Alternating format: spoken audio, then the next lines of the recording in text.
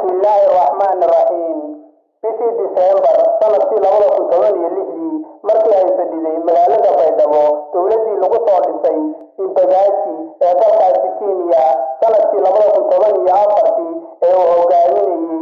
madaxweynihii Abdullahi Yusuf Ahmed Allah u naxariistay halkaasi wuxuu kula kulmay isku day dil oo la doonayay in gabi ahaantiisa lagu qaarijiyo waxaana ahayd qisal la yaab leh oo dhacday sanadkii 2016 kana dhacday magaalada Baydhabo oo markaasi ahayd xarun ku meel gaar ah oo ay dawladda uu hogaaminayay Abdullahi Yusuf Ahmed Allah u naxariistay madaxweynihii hore Soomaaliya wuxuu si gaar ah u sheegay xusuus qorkiisa hagar iyo hagardaamo qaybtan ayuu noogu faahfaahinayaa qaraxaas sida uu dhacay cidda uu ku eedeeyay xilligaas iyo halka jawi ahaanba laga soo maleeyay qaraxaas boogisa xusuus qorka Abdullahi Yusuf Ahmed ayuu ku sheegay hagar iyo hagardaamo isagoo noogu faahfaahiyay wuxuu la yiri bishii December 18 sanadkii 2016 waxaan ka qayb galay fadhi aan caadi ahayn oo baarlamaanku kaga doodayay kalsoonisiinta xukuumadda cusub ee xilligaasi la dhisay fadhigan waxaan u tegay inaan xubnaha baarlamaanka ku booriyo inay tixgeliyaan xaaladaha adag ee ka jira dalka ayna kalsooni siiyaan dawladda hadalkaygii markaan dhamaystay waxaan ka soo degay kursigii marti sharafka waxaana halkaasi igu soo sagootiyay buu yiri gudoomiyihii baarlamaanka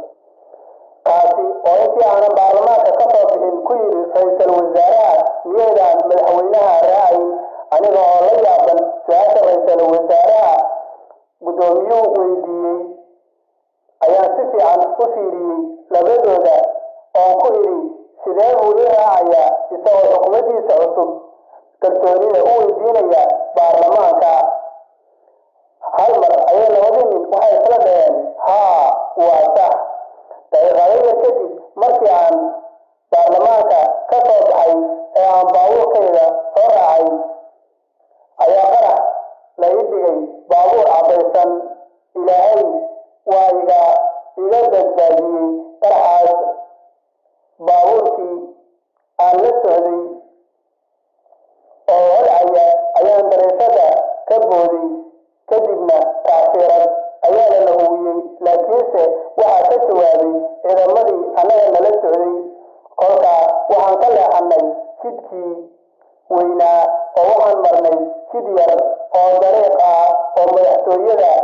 xagga dambe ka gala ayuu yidhi madaxweynaha waxaan jidka ku sii aragnay wiil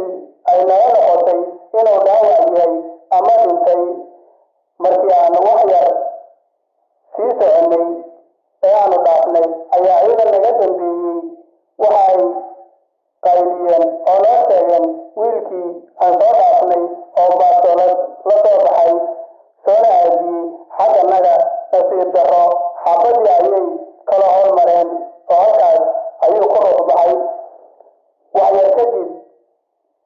waxaa na soo gaaray askari yar oo lagu magacaabo Maxamed kaasoo si amar la'aan ah ugala soo baxsaday baabuur qori saaran yahay xerada ciidanka kaasi oo si wanaagsan noogu galbiyey xagga madaxtooyada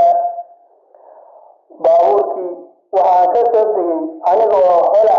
ii wada gaaray firis iyo dhalana waa layga soo bixiyey biyo qabow ayaa laygu shubay kadibna waxaan isku tuuray sariirta kolkii oo soo dhammaaday shirfadhigii baarlamaanka xukuumaddiina la soo ansixiyey waxaa booqasho iigu yimid Shariif Xasan iyo Zaahisa oo igu soo fiiriyey indho xun kadibna waxaan ogaaday dambiilayaashu inay ka xun yihiin nolosha aniga aan noolahay ayuu ku soo gabagabeeyey sheekadiisii xusuus qorkii